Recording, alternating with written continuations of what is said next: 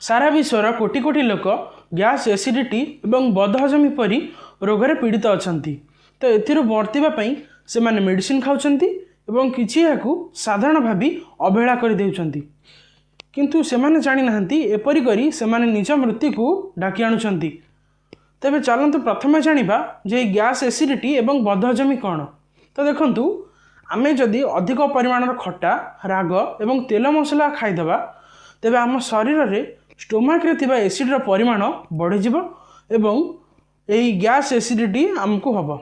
एथिरु बर्तिबा पई आपण राति रे गोटे ग्लास रे पानी रे गोटे चामच जीरा को पके देबे एवं सकाळु ताकू खाली पेट रे सेवन करिवे एवं एपरी 15-20 दिन करबा पर्यंत आपणक शरीर गैस एसिडिटी एवं बदहजमी एहीपरी पेट रोग दूर हो जिवो। कमेंट रे एही कथा आपण जानिथिले कि नहीं निश्चय कमेंट करंतु।